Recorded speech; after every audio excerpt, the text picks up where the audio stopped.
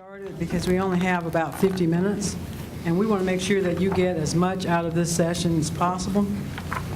The title of our session is Secrets to Business Expansion, and I will tell you, you have an absolutely impressive panel. I'm totally impressed with them, have worked with them in the past, and just an awesome group of people. The process to the panel today will be, I'll take a brief moment to introduce the panelists. And wait just a second. First, I'll introduce myself, and then I'll ask each panelist to take a minute or two to not only introduce themselves, but also tell you a little bit about their business so you know who you're talking with. My name is Carolyn Chisholm Hardy. I'm the President and CEO of Chisholm Hardy Investments. There's three components to our company. We are a commercial real estate development company which focuses on the railroad. Secondly, we're an exporter of grain around the world, so we handle grain for traders and merchandisers around the United States. The grain typically comes from Arkansas, Mississippi, Tennessee, loaded and shipped over to Asian countries. And thirdly, I am a beverage expert, so I consult in the beverage industry. I can't seem to get away from my past.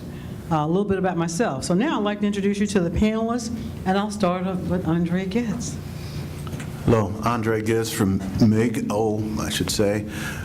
MIG-O owns MIG Wire and Tube located in Chattanooga, and we form wire and tube primarily for the seating, automotive seating industry, and also MIG Steel Fabrication located in Lexington, Tennessee, with offices here, Nashville, and Houston. And we provide structural steel and miscellaneous metals for the construction industry. Thank you, Andre. Paul Wiggins, CEO of NACC. We do construction management, engineering services, integrated logistics, technical services. We have some niche capabilities in modeling and simulation. Large focus of ours is on the federal contracting, doing national security systems integration, large-scale deployment contracts. We also work with commercial clients like Walmart and others in building their stores and doing remodels. Thank you, Paul. And Clarence. Yeah, my name is Clarence McAllister, CEO of Fortis Networks, based in Phoenix, Arizona, office about 10 states. General contractors, where we specialize in communications infrastructure. Large piece of our business with the federal government worldwide. We have some projects with them in South America, Africa, and Asia. And we work for AT&T, Sprint, Verizon, building their infrastructure as well. We also have a telecom assembly, cabinet assembly operation in Denver, Colorado. Guys, you have an absolutely impressive panel today. So my first question is, and I'll just throw it out to any panelist, will you discuss mergers and acquisitions as a strategy, as a growth strategy? What are the potential risks, and what are some of the potential rewards? Who would like to start with that one? I can go first. I've made 3 acquisitions over the last 15 years, and the main purpose for those was basically for vertical integration. So I've been making seating components for the past 15 years, and so making tracks, the seat tracks, the back frames, everything, all the metals and mechanisms under the seat, inside the seat. And so I was basically assembling at the beginning, but I'm purchasing all these components, and so to be able to take advantage of that, I thought it was important to have more control of the components. So the first acquisition was to buy the forms, wires, and the tubes that were also part of which I was purchasing. The second one was another facility, what gave me capabilities to roll the steel that your tracks moves back and forth. Form that, take the steel, form it down and make those tracks. Also to be able to stamp and form the different components. And then also was able to get into power tracks. So I started with manual tracks where you reach under your seat, move your seat back and forth, to also manufacturing power tracks as well. The third was, which was the biggest, was to buy the stampings themselves. Most of the assemblies are several metal stampings that we weld together and put together in different processes. So the last was to purchase the stamping facility, and that gave us control, be able to take advantage of efficiencies there and get more control. So with that comes with headaches, because growing from 300 people to over 1,800 employees, so more employees, the more issues you have. I could go on with that. Right, thanks, Andre. Clarence?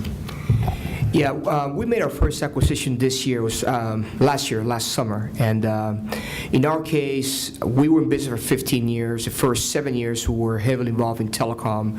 And then we got into the 8A program, so we changed shift and focused in the federal government.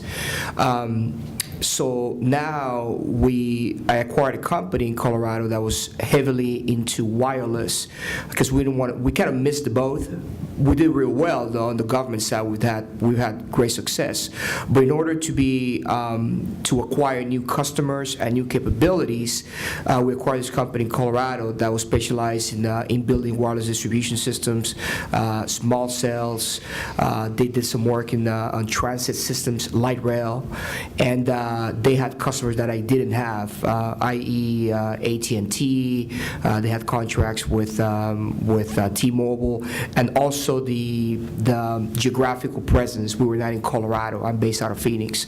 So again, for us, for different reasons, geographically increase our capabilities, our footprint, and it's been good success. The wireless industry just came back from a conference, PCIA in Fort Lauderdale. So we're going through changes right now, but just having access to AT&T once it picks up again, and Verizon and Sprint, is going to be, we're looking at a huge increase in sales this year. Thanks, Clarence. And Paul, any comments? Sure.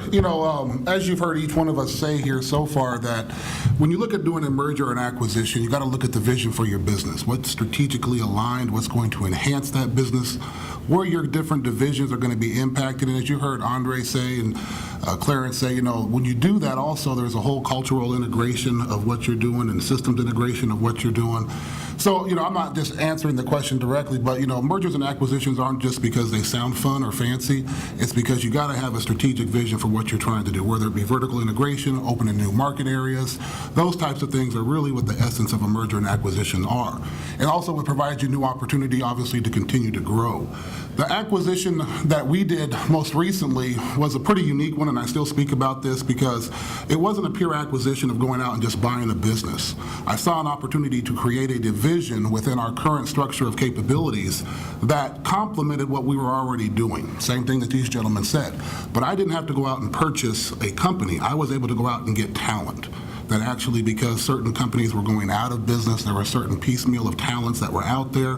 I was able to go out and get that talent, develop relationships with some of the end users and some of the people we had to deal with, and that turned in the first year a $6 million line of business, just by doing that. And it was an unconventional, what I say, acquisition, because it didn't cost me what it usually does in order to go out and just purchase a company or something of that nature. It was done through seeing the vision of what you're trying to do for your business, seeing the strategic opportunity, and then being able to go ahead and align yourself with that and get it going. Paul, thank you. What you've heard them say, just to sum it up, is that, it allows you to control your product if you buy an organization that is vertically integrated, or it expands your customer base, gets you into new markets, and also gives you talent that you did not have access to before. But if you were to think about the number one risk of the acquisition or merger, what would you say the number one risk was?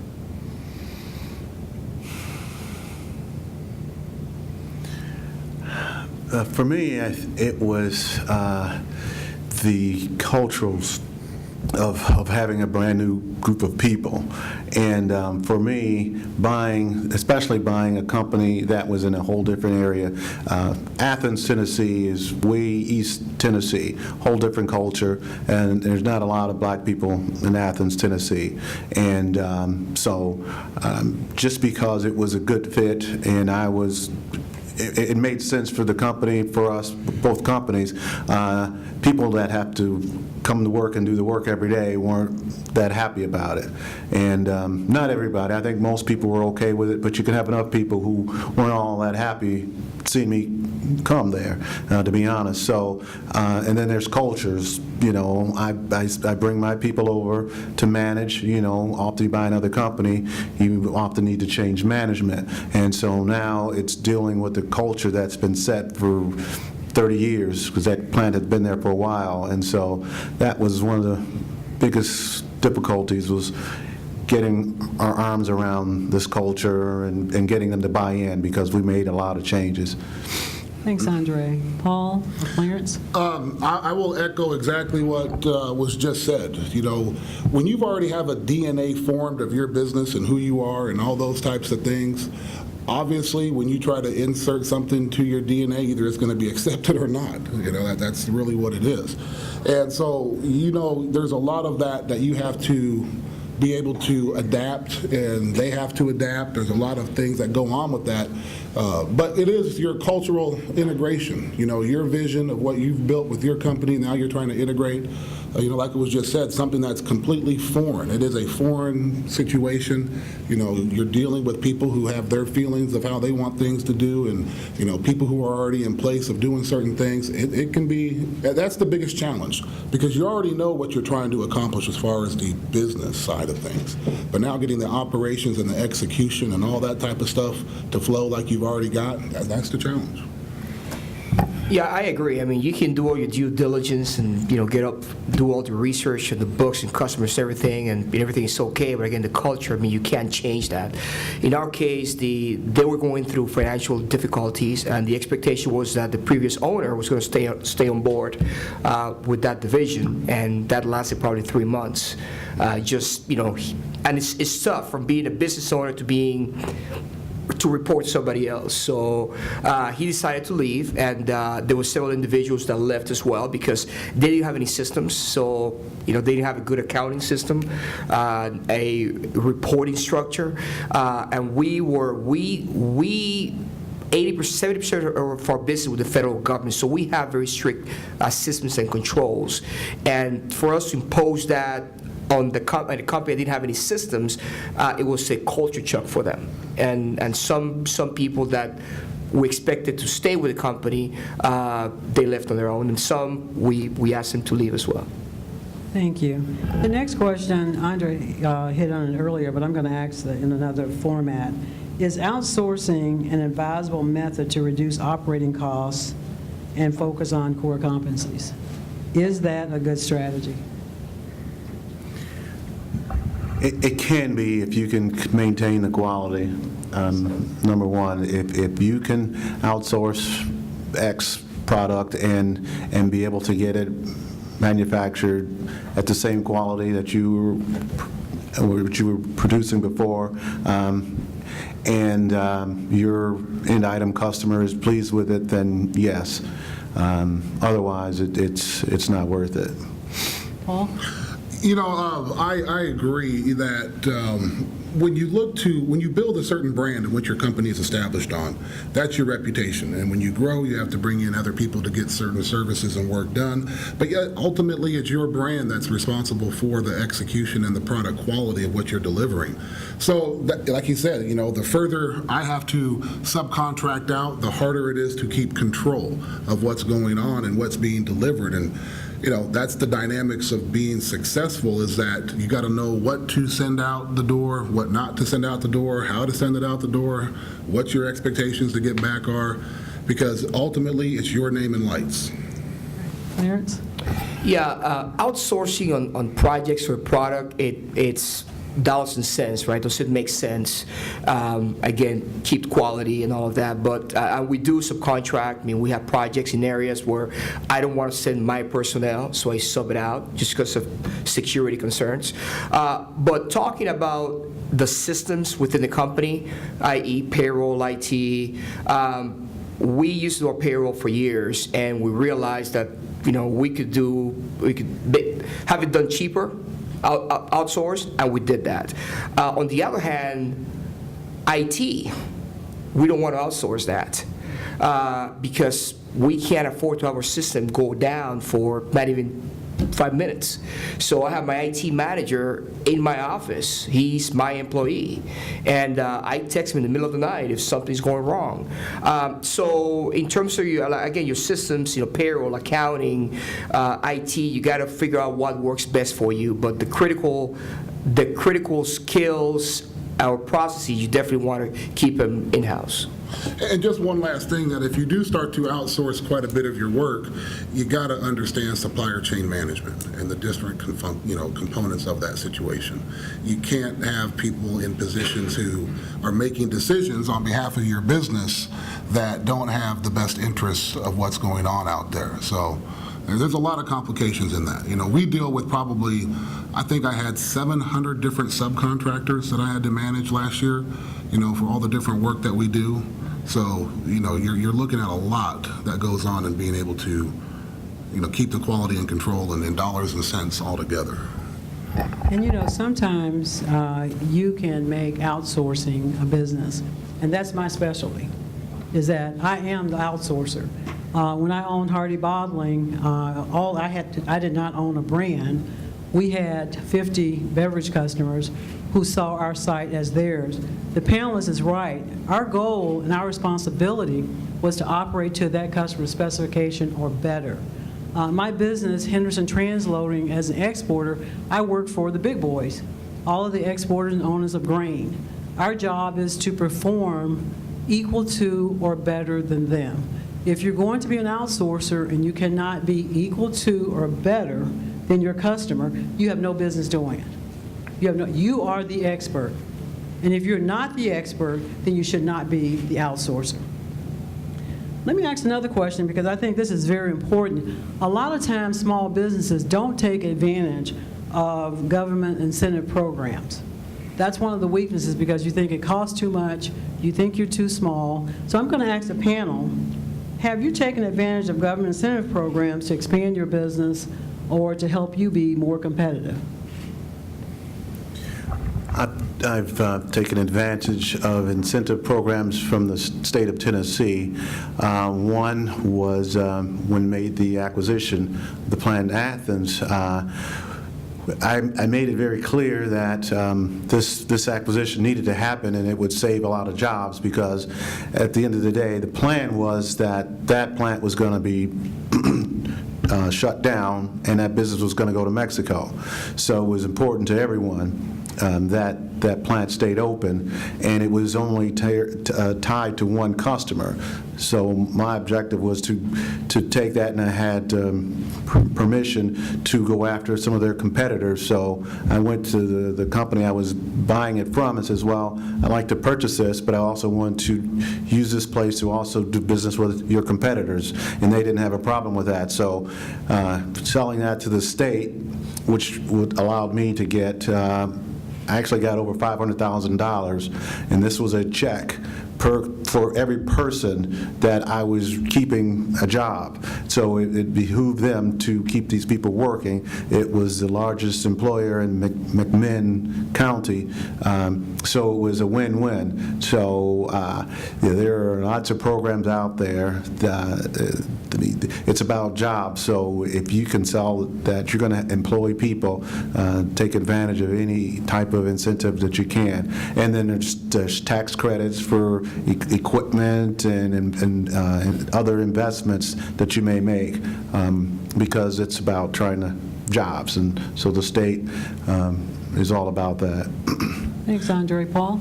I haven't had the opportunity to take any financial incentives like was just discussed there, but anything you can do for your tax credits, anything you can do for your employee credits. Like, I employed over 100 veterans last year, and I get $2,000 for every tax credit, for tax credit on every veteran that I employ. So things of that nature, obviously got to take 100% advantage of, but I would love to take a $500,000 check to keep people on. Clarence? I agree. Well, we've used city, state incentives as well. We do hire veterans. We are in the hub zone, so we do have at the federal level incentives. I mean, we get 10% price preference if we're competing on full and open opportunities as a hub zone. That's 10%. We can be higher than the lowest bidder. We still get the contract. Also, the 8A program, there's set-asides and sole source opportunities as well. I just got on the phone with my banker. We're looking at some opportunities in South America. We have projects in Colombia right now for the U.S. government, but we're looking at projects in the telecom space in Brazil and Mexico.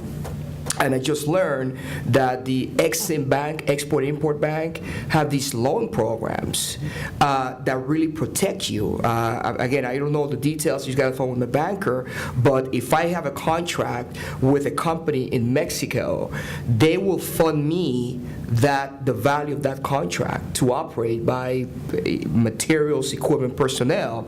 Not only that, they have another separate interest. I think it's $50 per $1,000 on that loan. So if I don't get paid, they go after the customer in Mexico.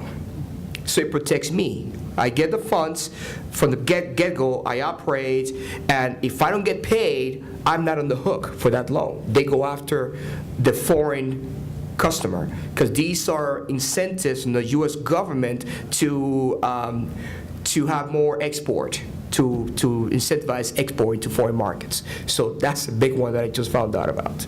Clarence, thank you. And I will put in a brief plug for the Chamber of Commerce.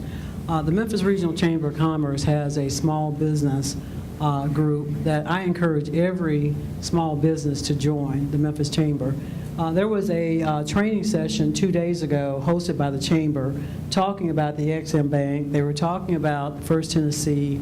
Their international banking group was there, helping small businesses understand, what are some of the risks and what are some of the rewards of exporting. So I strongly encourage you to, seek out the regional chamber. Also, from an incentive standpoint, they have a group that's responsible for what we call one-stop shopping.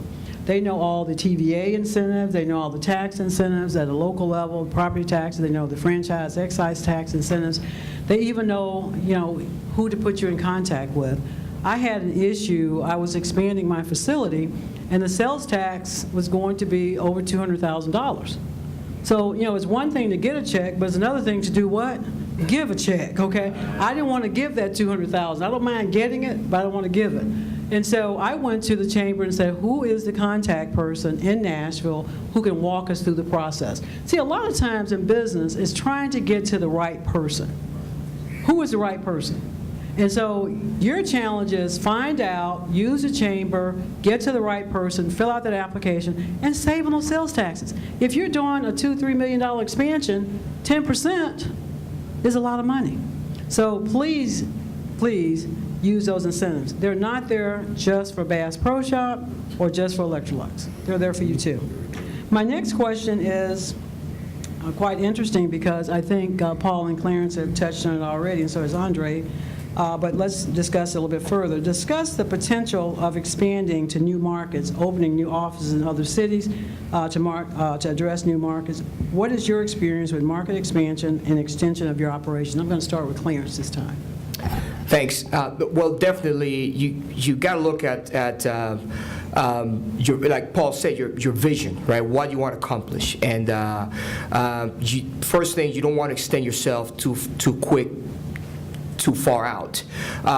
In my case, at least in the U.S., I live in Phoenix. I've been there for 25 years. My business has been in Phoenix for 15 years.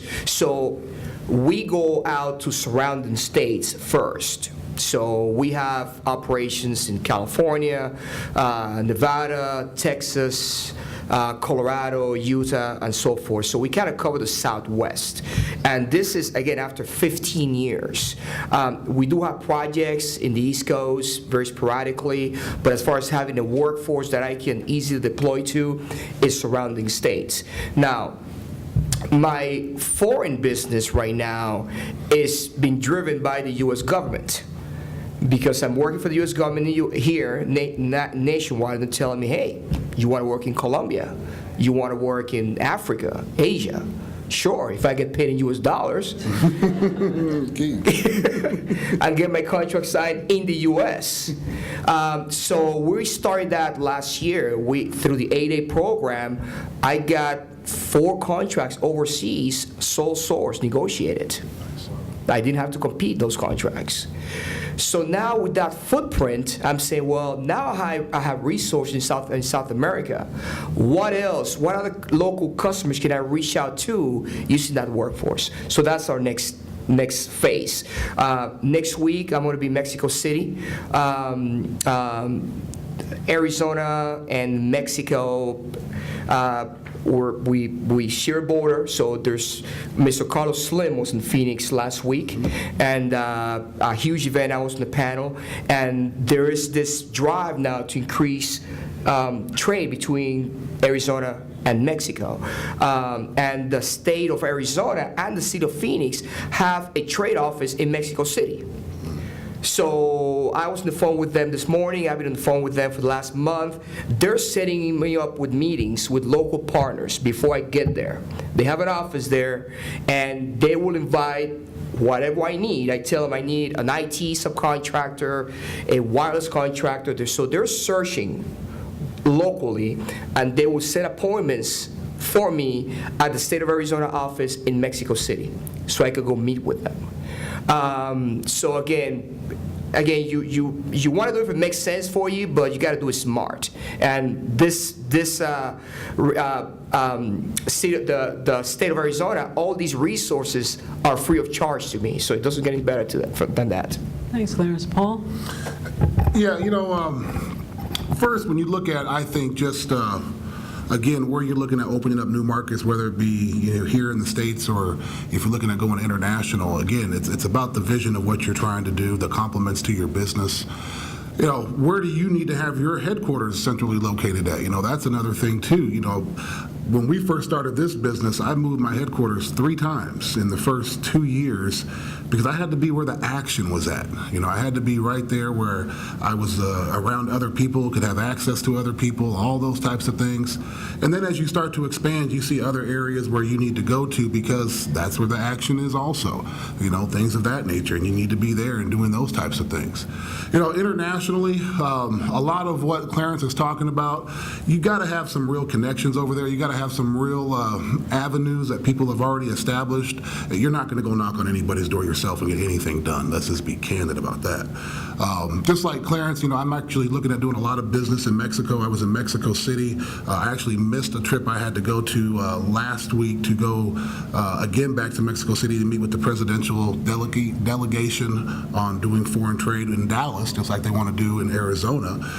We got huge connections there with the lady I'm working with. We're looking at doing pipeline projects, frac sand projects, all these different things. But the only way that these things ever come to light is because you got to have people who have established international connections, and it's no different even when you go into other markets here. It's always easier to go into other markets when there's established connections and things of that nature, but it all ties it back into your vision of your business and what you're trying to do and how you're trying to get it done. Andre, let me ask you a different question. This is the last question, and then I'll open the floor up for questions and answers. Is private investment an advisable strategy for expansion? I think that's a really important question that the audience hear. Is private investment an advisable strategy? Into your company? Into your company, yes. I think it is, as long as you can agree on what the vision is for the company. The last thing you want is to have someone buy into your company who has a whole different idea where the company should go. So if you guys are on the same page about where you're going to go, there's a business plan or whatever, but what the plan is in the next 5, 10 years or whatever, but how you're going to grow it and how you're going to get paid and what's the plan to get there, then I'm for it. And then it's understood when you're looking at percentage of ownership and all that, where that roles and responsibilities are, because you don't want to give up your control of the company. But you also, and it has to be a good fit, but it's also important that, you guys can get along. So this isn't something that you can just decide to make a decision like this over a couple meetings. I mean, you really want to get to know who this potential partner is. But I think it's very possible, especially for small MBEs who are struggling to grow. And it's harder and harder to maintain a small business because large companies want fewer suppliers. They'd rather have 10 guys as opposed to 20 people. They'd rather get 4 or 5 things from you as opposed to one thing from you. And, so it's important that we grow because a lot of us aren't growing. And that's a good way if you can meet the right partner. Andre, thank you. And I have to cut off my questions now and open the floor up to questions. Any questions for our panelists? Yes. What are you all thoughts as far as the need for innovation, not only for the world, but specifically the younger generation? I'll answer that. From a company perspective, innovation is great for a client that hasn't seen a lot of that. That's something that's going to make you a more agile company, quicker, faster, stronger than some of your competition. But also, innovation can be very difficult to accept by people who have been around for a long time, too.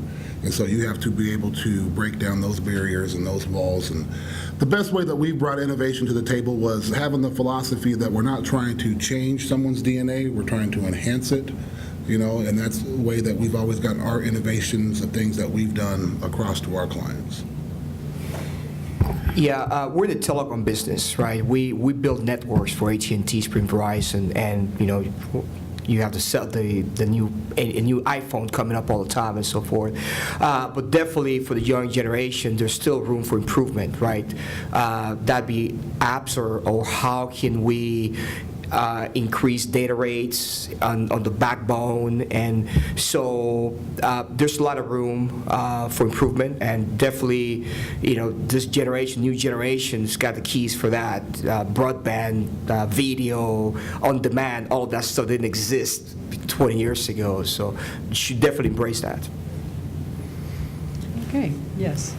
Good, how you doing? Good, how are you? Good. Purnell Smith. Purnell. My question is, how do you guys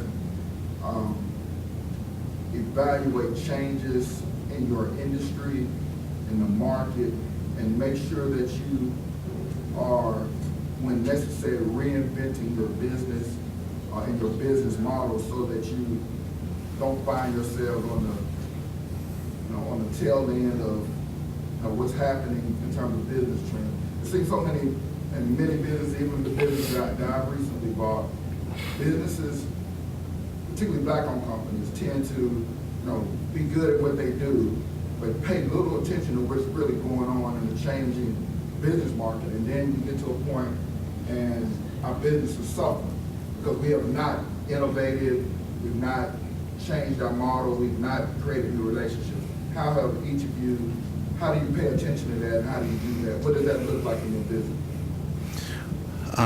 Well, it's one thing is really keeping up the times, understanding what's new technologies out there and where things are going. So I spend most of my time on the construction side, but I still have a plant in Chattanooga in the automotive business, so I have to stay engaged with what's going on in the automotive industry and in my type of technology, because I'm competing these years, we're competing against the country, against the world. So Volkswagen came into Tennessee, and we all got excited because we were thinking we could get all this business, but what we found out is that we're competing against everybody else that they had been doing business with. And so they says, well, we want you to make these for you, but I'm going to let this company from Mexico is going to bid, and somebody from China, and so there's a big target, because it's not only what they offer is not just that plant, but to supply their plants around the world. Sounds good, but you're competing against a guy who's paying their people $8 a day. So so you have to keep up to new technology, new equipment. You have to get more efficient. You have to be able to get more cost out of your business. So in that industry, it's always trying to produce your products cheaper, unfortunately, and otherwise you'll go out of business because you're competing against, it's a world market now. Yeah. Any other comments? Yeah, so we're into business, construction and telecom, and what I can say is join your trade groups, right? I just came from a trade show, a wireless conference in Fort Lauderdale. I was there for 2 days. In 2 weeks, I'm going to a federal construction conference in Houston. So you got to do that. You got to stay close to your partners, your competitors, your customers, and there's no better way than attending these trade shows and see what's going on, what's the new what's new technology, what's the market, what's the forecast. And I do get a lot of emails as well, newsletters that I get, especially in the telecom business every day, who's doing what, 4G, 5G technology, the new iPhone, new antenna technology. So keep up to speed with the literature within your trade as well. Paul, any comments? Yeah, I guess I have a pretty simple philosophy, is that, I understand as a small business owner, when you first start out, you got to tend to, every little thing that's going on. But as you get larger and you can pop your head up, I always talk about this when I see my people about, you got to see the forest and not just the tree. You got to be able to see the entire picture and where your path is going to take you and what's, in front of you. I also say, not just stand around and get ran over by, washed away by a tidal wave. When you see something coming in your industry and you know what's going to happen, whether it be a year out, 5 years out, you better start adapting to the change today and not thinking that it's not going to affect you and you're not going to be the one, or somehow you're going to skirt around the situation. It never happens. You'll be done. So when you see the dynamics in your industry moving, whatever they may be, react. Don't just stand flat-footed in that situation. Okay, we have time for one more question. Jeremiah Watson, Innovative Engineering. This is probably more direct for Paul, because you're probably a little closer to what I do. Being in a small business and seeing their growth and being able to keep up with their growth, but not necessarily having the cash flow that comes regularly with that, particularly doing in engineering, we invoice, you get paid months later. So how do you necessarily do that when, like, for instance, like my business, I'm growing. However, I'm having to get the talent, but necessarily not the cash flow in order to hire all the talent, and being relatively new, banks don't necessarily want to lend you money when you're newer. How do you kind of combat those dynamics and to? Well, that's a universal business problem, sir, not just mine. It is not friends and family, right? Yeah, exactly. People always come to me and they talk about, what's your business plan? And I have no idea, but I'll tell you my cash flow management plan. Because that's what the essence of really being in business is about. In your situation, and in my situation, I don't know what your business is, but do you have to acquire the talent before you have the contract? Can you put people on LOI that then says you have the opportunity to represent that talent to get the contract, and then when you get the contract, you can bring those people on as you need the resource? Can you go to your clientele and say, hey, I know you pay me every 45 days, but can I invoice you every 2 weeks and still be on that 45-day payment schedule? So now after you get through that first 45 days, you have consistent revenue coming in. You've got to be creative. If the opportunity is in front of you, don't just say, hey, that's too difficult of a situation to get through. You're going to have to be creative. You're going to have to do certain things. My first big client was Boeing.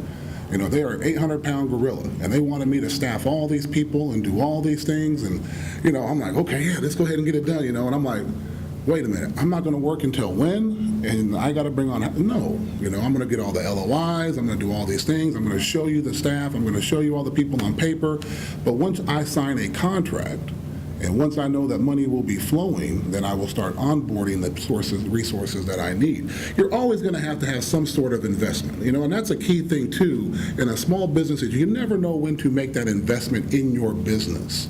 But that's something that you have to have the vision for what you feel is going to be the enhancement and what's going to be that need. But that's a juggling act, just like we heard at lunch, you're going to have to miss some pay, some meals of your own. You might miss a house payment. I don't know. You're going to go through some kind of grind. Trust me and believe that. That's just what it is. But you got to be creative, and you don't be afraid to go to your client and you have a cash flow strategy with them that potentially you can get across. I've done that with every major client that I've had in order to be in a better cash flow perspective, because I'm always going to have a need for resources. I'm always going to have a need to make sure that I can pay my people, my subcontractors, all these different things. So creativity and how you have to manage your money, how you have to bring your people on board, it's going to be your biggest thing you got to think through. I would say, too, something real quick here, pick your customers, too. Pick the ones that are going to pay you quicker, right, as you build your business. That's what I did. I built my business on top of the U.S. government. They pay you in 15 days. That's if you have direct contracts with them. Exactly, direct contract, 15 days. Now I can afford to go work for AT&T and Verizon and Sprint, who like to pay in 45 or 60 days. I'll add, and then, of course, I have to cut it off. In the contract manufacturing business, there are two types of customers. There's customers who prepay, and there's customers who pay in 45 days. It's really important to have a combination of both. Typically, your small customers are your prepay customers because they don't have the credit. And your large customers are the ones with the 45 days. So as Paul said, you've got to get creative.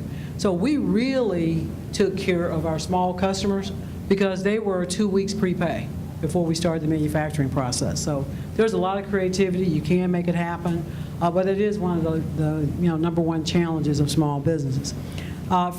Before I close, I've been asked to recognize the person that asked the first question and the most important question. So this young man gets a prize from Nationwide.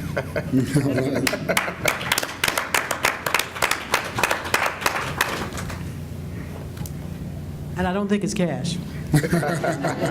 Well, let's give our panelists a round of applause. I really enjoyed it. And also, let's give Alandis Dobbins and the Moore Group a round of applause. This is something that they didn't have to do. So I'd like to say thank you and enjoy the rest of your afternoon.